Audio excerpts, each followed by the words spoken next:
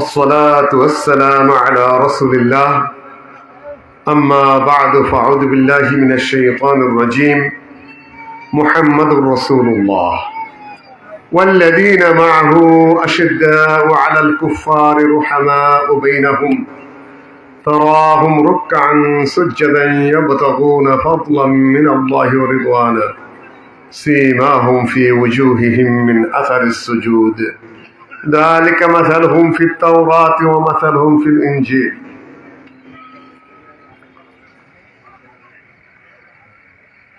চাপাই নবগঞ্জ জেলার রহনপুর তোফাজ্জল হক মহিলা সালাফিয়া মাদ্রাসার উদ্যোগে 2 দিন ব্যাপী ইসলামী সম্মেলন, চতুর্থ ইসলামী সম্মেলন এর সম্মানিত সভাপতি, যিনি হাজার হাজার ছাত্রদের ওস্তাদ, আলেমদের ওস্তাদ, বাংলাদেশ আহলে জামাতের মুহতারাম সভাপতি শেখ আব্দুস সামাদ সালাফি। আপনার দোয়া করবেন আল্লাহ যেন তাকে সুস্থতা দান করেন। বক্তাবৃন্দ যারা ইতিপূর্বে আলোচনা করেছেন এবং করবেন, শেখ তানজিল আহমদ, কফিল আহমদ ছোট ভাই বসে আছে, ডক্টর আব্দুল আল কাফি আরেক ছোট ভাই বক্তব্য রেখেছেন, তারপরে শেখ ডক্টর মোজাফফর বিন মোহসেন সম্ভবত উনি খুতবার বক্তব্য দিয়ে চলে গেছেন, শেখ মনজুরুল্লাহি ডক্টর সাহেব উনি রয়ে গেছেন, এবং ডক্টর লোকমান ভাই বন্ধুবর উনি অপেক্ষায় আছেন। খুব চমৎকার আলোচনা করেন। আমাদের যেহেতু গাড়ির একটু সংকট, আগে পিছিয়ে হচ্ছে, সংক্ষেপে আমার বক্তব্য উপস্থাপন করতে হবে। সময় উপস্থিতি, হেডলাইন দিয়েছে অনেক বড়, সময় আছে মাত্র কত, আধা ঘন্টা বোধ হয় না নাকি? গাড়ি বলছিল যে 1টার দিকে লেট হয়ে যাবে, এই জন্য আমি একটু লেটে, আবার বলে যে না টাইম মতো ছাড়বে। গত কয়েকদিন আগে ধানীখোলায় আলোচনা করছিলাম, ময়মনসিংহের ধানীখোলায়। তখন বলছিলাম যে আপনারা ইতিহাসের আলোচনা শুরু করেন এই মাজা থেকে আর হাঁটু থেকে, মাথা বাদ দিয়ে। মাথা থেকে যদি শুরু করেন তাহলে চাপাই এবং ধানীখোলার থেকে শুরু করতে হবে, আর যদি মাজার থেকে শুরু করেন তাহলে 52 সাল থেকে শুরু করেন, আর যদি বুকের থেকে শুরু করেন তাহলে 47 সাল থেকে শুরু করতে হবে। চ্যালেঞ্জ করতে চান? আসেন, কোন বাপের বেটা আসবেন। ফাউল কথার জায়গা না। এই দেশ ইংরেজদের দখলে ছিল প্রায় 200 বছর। তার বিরুদ্ধে আমি পুরা ভারতে যাব না। যারা যুদ্ধ করেছে, যারা সংগ্রাম করেছেন, যারা জীবন দিয়েছেন, যারা জেল কেটেছেন, যারা আন্দামান দ্বীপপুঞ্জে নির্বাসিত হয়েছেন, তাদের অধিকাংশই চাপাব নবগঞ্জবাসী। বাস্তবতা পরে দেখুন উইলিয়াম হান্টার, পরে দেখুন যে ওহাবি মুভমেন্ট ইন ইন্ডিয়া, পরে দেখুন আব্দুল মওদুদের লেখা ওহাবি আন্দোলন, ডক্টর গালিব সাহেবের থিসিস, আল্লামা আব্দুল্লাহ আল কাফি সাহেবের ওই আহলে হাদিস পরিচিতি ইত্যাদি ইত্যাদি বইগুলো। আমি আর বেশি কিছু বলতে যাব না। সেদিন পিনাকি ভট্টাচার্য, নাম শুনছেন তো? সেদিন পিনাকি ভট্টাচার্য বলছেন যে সর্বপ্রথম পুলিশের মিথ্যাচার, পুলিশি নির্যাতন এবং পুলিশের অত্যাচার হয়েছে ওহাবিদের বিরুদ্ধে। শুনছেন কিনা আপনারা? সেটা প্রত্যেক পার্টির মানুষের দৃষ্টি আকর্ষণ করে বলছে, সর্বপ্রথম পুলিশ নির্যাতন, ব্রিটিশ পুলিশের অত্যাচার, তাদের মিথ্যাচার, তাদের প্রতারণা, তাদের যে অন্যায়, সেটা শুরু হয়েছিল কাদের বিরুদ্ধে? ওহাবি তথা আহলাদিসদের বিরুদ্ধে। কারো ইতিহাস নেই এদেশে, অত সোজা নয়। ব্রিটিশের মতো বাহির থেকে আসা মহাশক্তিধর সেই বাহিনীর বিরুদ্ধে সর্বপ্রথম যারা লড়াই করেছে তারা আহলুল হাদিসরা।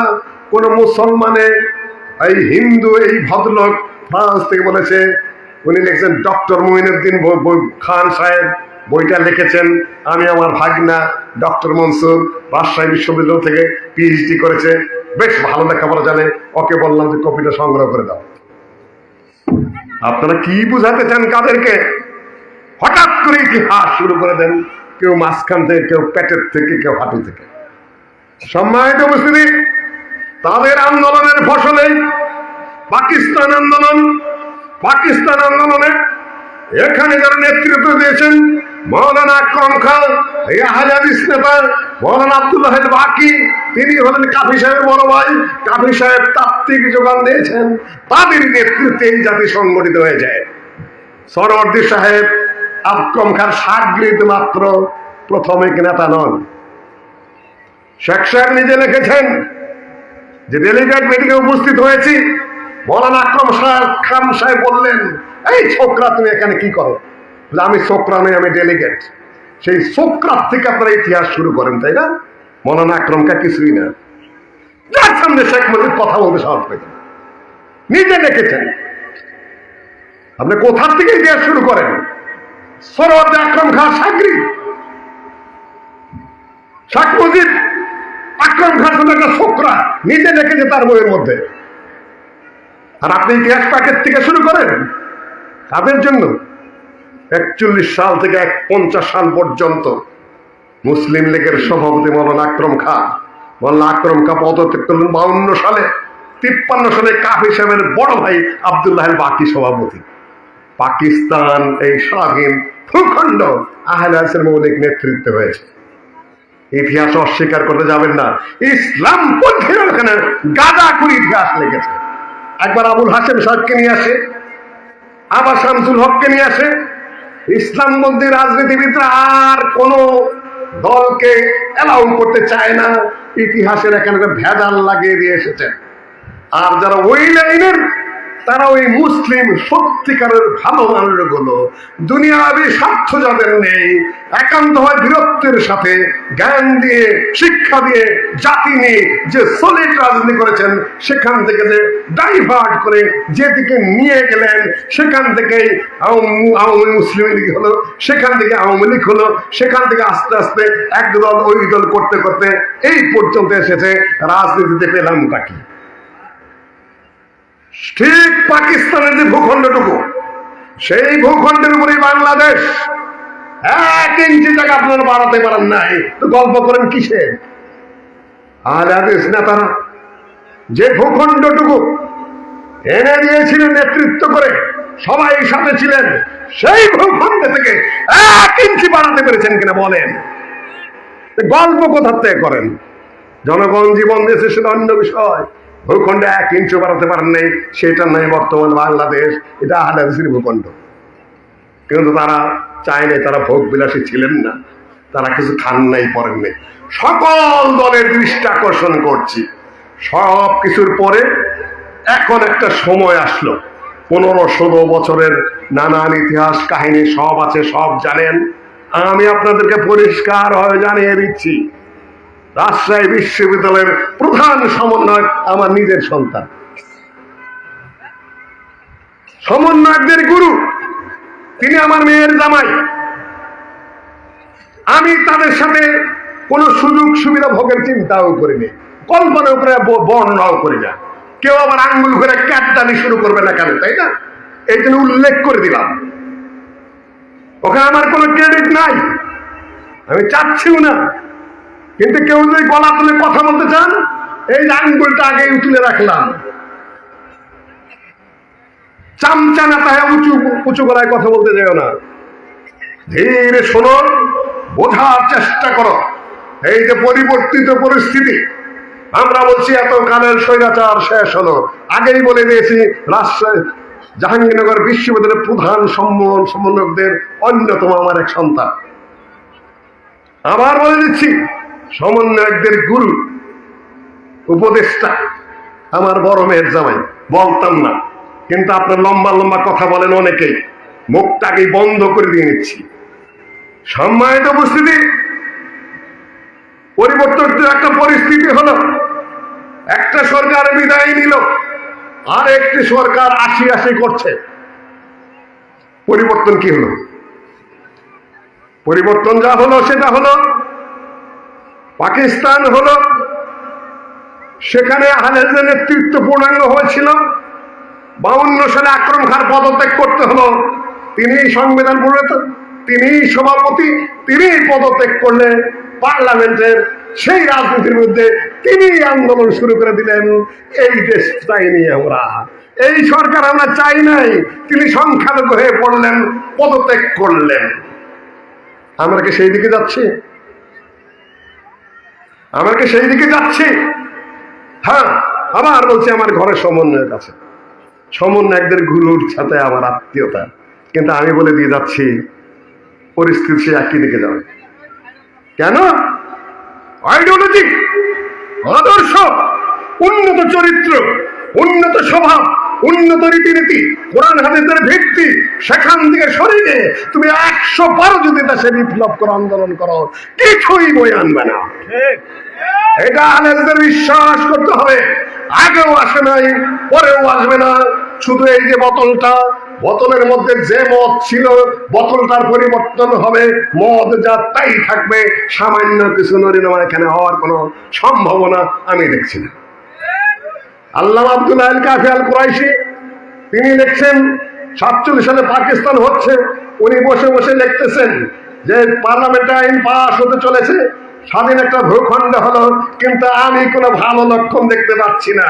খুলে দেখুন আহলের পরিচিতি, যারা পার্লামেন্টে যাচ্ছে তাদের বক্তব্যের যে গতিবিধি, তাদের যে রীতিনীতি, তাতে যে জন্য এই ভূখণ্ড north western and eastern Jones of India in which Muslims R numerically in a majority, Pakistan এই ভূখণ্ডের এই গোটা উপমহাদেশের উত্তর পশ্চিম সীমান্ত প্রদেশ এবং উত্তর পূর্ব সীমান্ত প্রদেশ যেখানে মুসলিম সংখ্যাগরিষ্ঠ, সেই এলাকাগুলো নিয়ে স্বাধীন দেশ প্রতিষ্ঠিত হবে, ইন্ডিপেন্ডেন্ট হবে, সফরেন্ট হবে।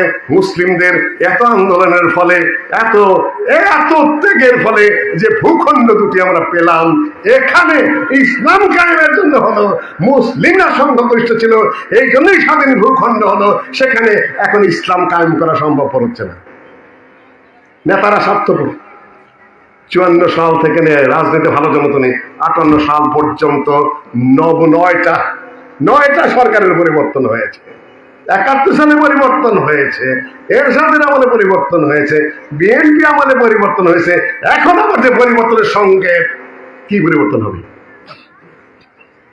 সম্মানিত উপস্থিতি, পরেরটা আমি আগে বলে নিলাম, যেহেতু দ্রুত আমাকে এখান থেকে প্রস্থান করতে হবে, তেমন কোন পরিবর্তনের কোন সংকেত আমার কাছে নেই।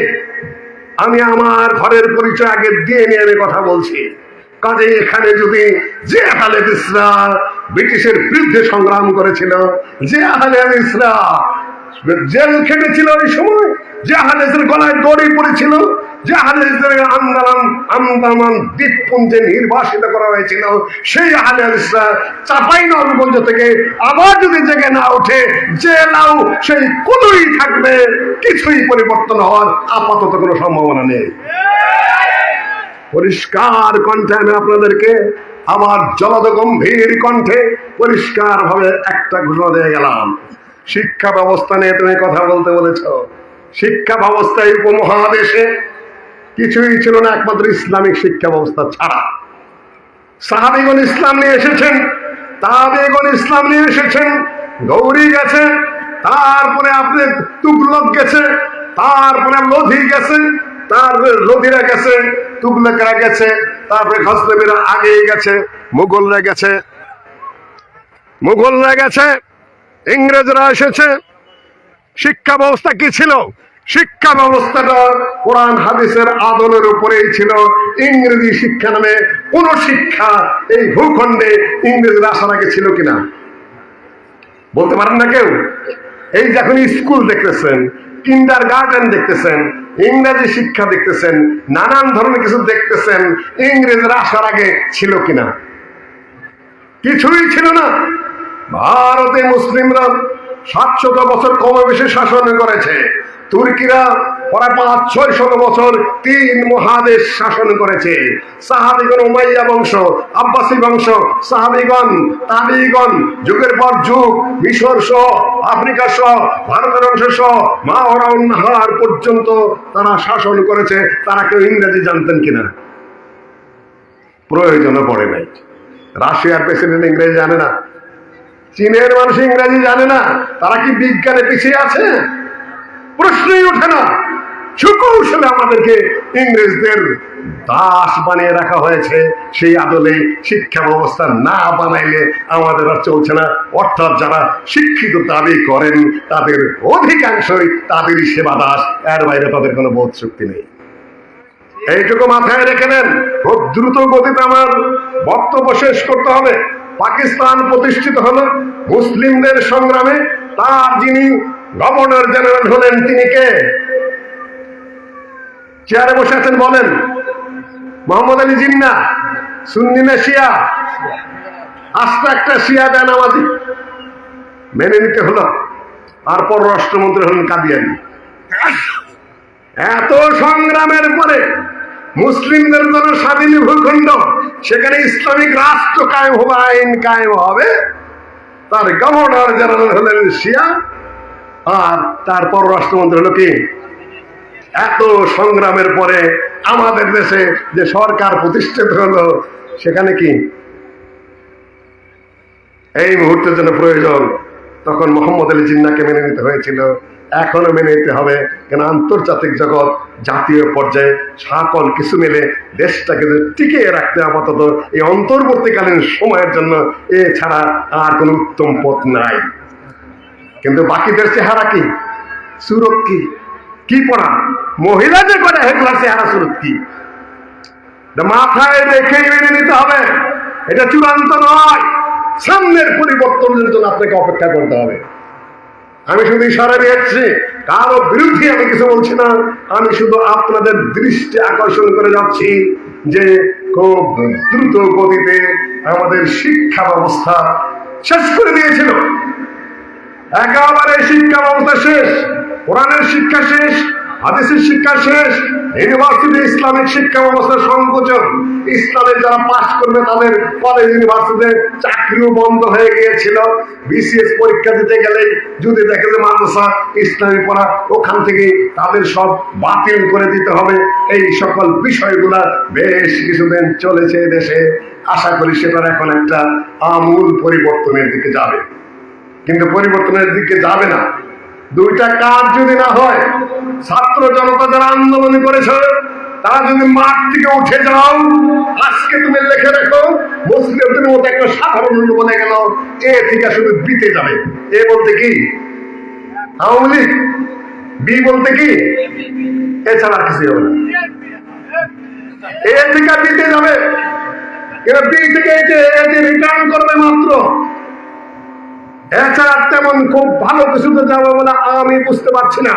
হোক ভালো হোক, আমি লন্ডন থেকে তার বক্তব্য শুনছি, বক্তব্য অত্যন্ত উন্নত মানের।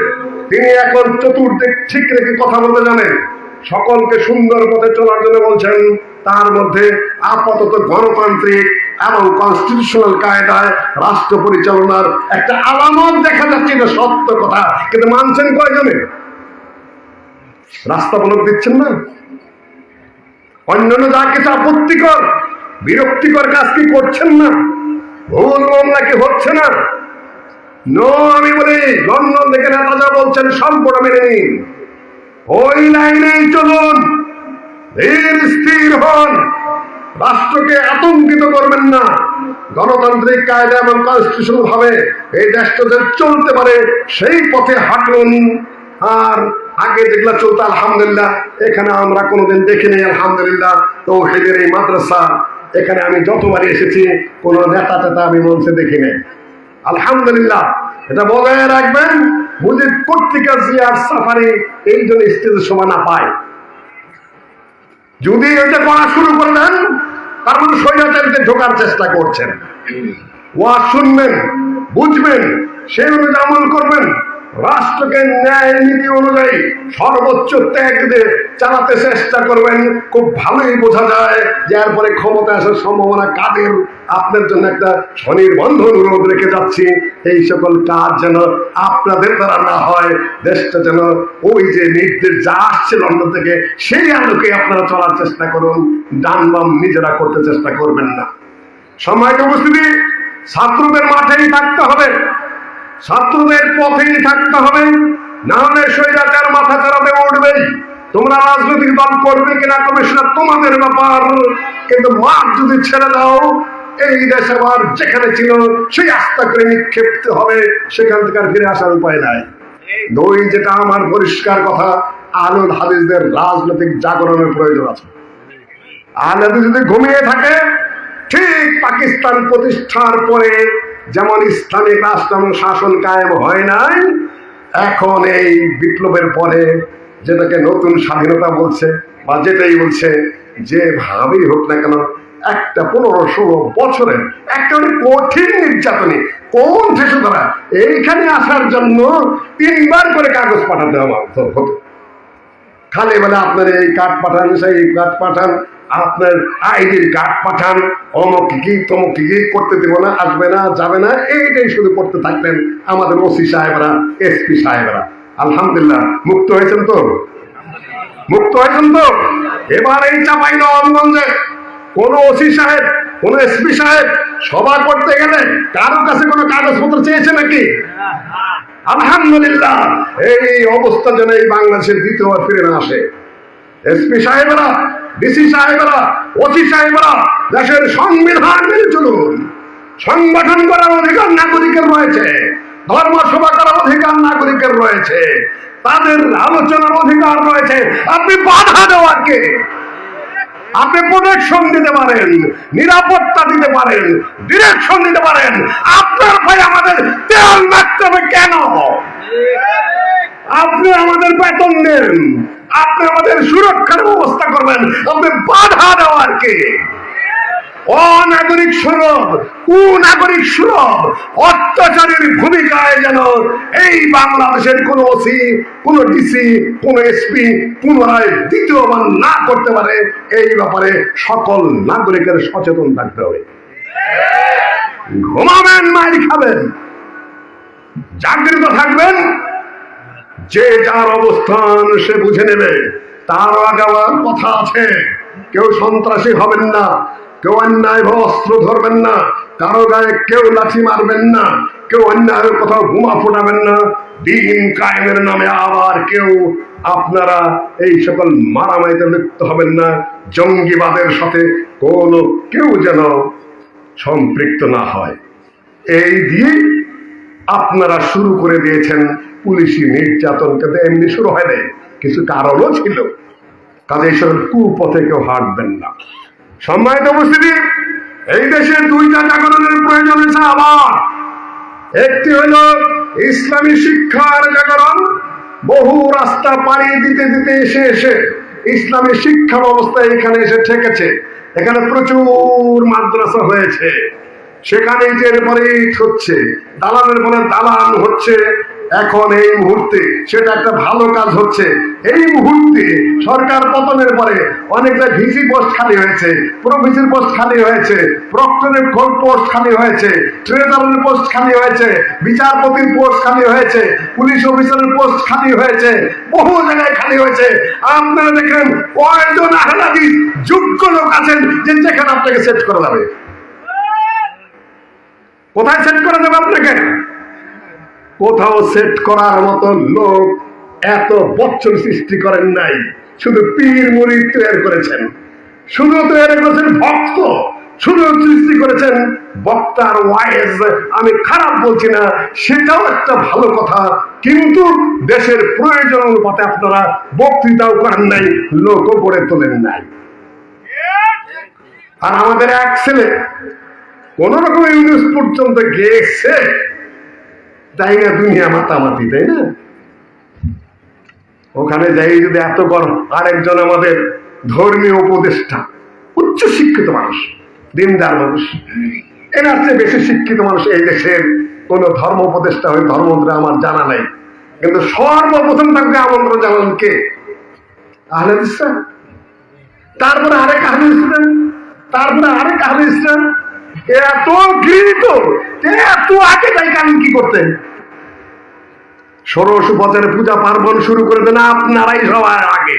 আবার আপনারাই বলেন রাজনীতি হারাম, আবার আপনারাই বলেন ওখানে যাওয়া হারাম।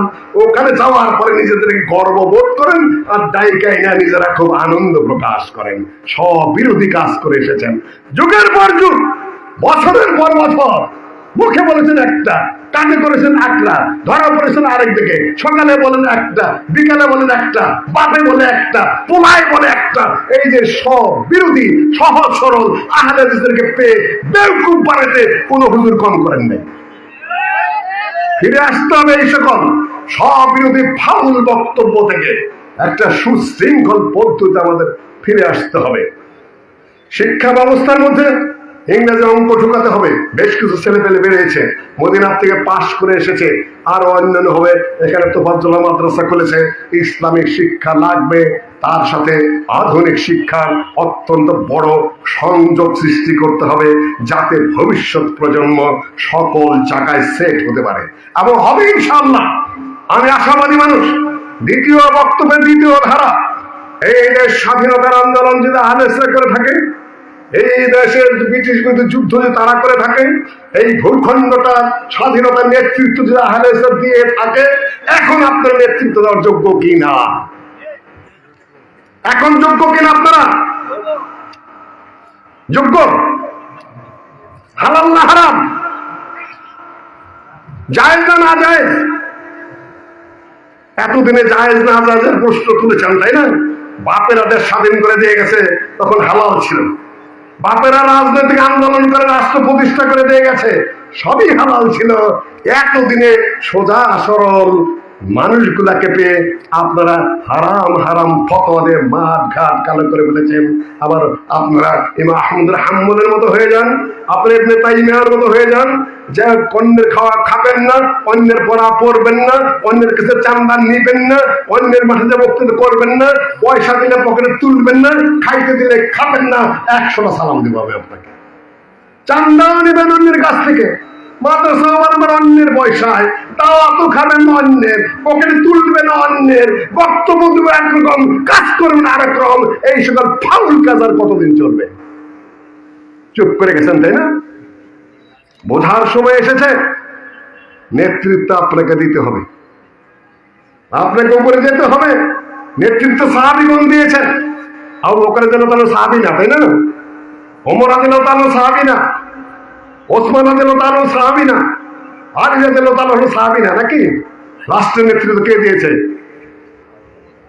তারা খলিফাতুল মুসলিমিন কিনা? এমন ভাবে কথা বলেন যে রাষ্ট্র পরিচালনা করে আবু বকর ভুল করেছে, ওমর ভুল করেছে, ওসমান ভুল করেছে, আলী ভুল করেছে। আপনাদের মতো সালাফি মার্কা জিলাফি মুতাসাল্লিম যারা সুযোগ সুবিধাই শুধু এই পৃথিবীর থেকে নিয়েছেন, তারাই সঠিক পথে আছেন, আর চার খলিফা ভুল করেছে। সম্মানিত উপস্থিতি, স্তব্ধ হয়ে গেছেন, আমি বুঝতে পারছি। চিন্তার এই বোকামি, আদর্শগত এই নষ্টামি, সকালের বক্তব্যের এই নেফাকি, এটার থেকে আপনাকে ফিরে আসতে হবে। আপনাকে নেতৃত্ব দেওয়ার যোগ্যতা অর্জন করতে হবে। যারা পারেন মেম্বার হবেন, যারা পাবেন চেয়ারম্যান হবেন, যারা পাবেন তারা এমপি হবেন, যারা পাবেন উপজেলা চেয়ারম্যান হবেন, যারা পাবেন মেয়র হবেন। সামনে নির্বাচন আসছে। এই ভূখণ্ড যদি আমরা এনে থাকি, এই ভূখণ্ডের বিশাল একটা নেতৃত্ব দেওয়ার একটা সুযোগ হবে। কোন পার্টির সাথে আমাদের দ্বন্দ্ব নেই। আমি দৃষ্টি আকর্ষণ করছি শুধু সংস্কারের জন্য, শুদ্ধ পথে চলার জন্য। ব্যক্তির সাথে কোন দলের সাথে আমাদের কোনো দ্বন্দ্ব নেই। সামনে যদি নির্বাচন হয়, আনুপাতিক হারে নির্বাচন হওয়ার সমূহ সম্ভাবনা রয়েছে। এই আহলে হাদিসরা যদি সেখানে মার্কা এবং দলকে ভোট দিতে হবে। এই দেশে যদি 4 কোটি আহলে হাদিস থাকে, সেখানে যদি কমপক্ষে 2 কোটি ভোটার থাকে, আপনারা যদি 1 কোটি ভোট আহলে হাদিসের বাক্সে দেন, তাহলে 30 জন এমপি অটোমেটিক নির্বাচিত হবে। বুঝতেন আমার কথা? আমি জানি আপনাদের বলা সমস্যা আছে, কেন আপনারা ইসলাম করেন অধিকাংশই, তাই না? আহলে হাদিসের ইসলাম না, যারা পেটের থেকে ইতিহাস শুরু করেন। ইসলামী আন্দোলন করতে, ইংরেজদের বিরুদ্ধে আন্দোলন সেটা ইসলামী আন্দোলন না। হিন্দুদের বিরুদ্ধে, ব্রিটিশের বিরুদ্ধে আন্দোলন করে পাকিস্তান প্রতিষ্ঠা, সেটা ইসলামিক আন্দোলন না। এখন যে আমরা তাওহীদের কথা বলি, সুন্নতের কথা বলি, এটা ইসলামিক আন্দোলন না। আন্দোলন হলো অন্য কিছু, তাই না? পরেন আপনারা, আপনাদের সাথে আমরা হাত মেলাতে চাই, কিন্তু আমাদের অবস্থান ঠিক রেখে। যদি আপনারা এখানে কিছু কমিটি গঠন করতে হবে, সর্বত্র আমাদের লোক রয়েছে, চাকরিজীবীরা, কোনো সমস্যা নেই।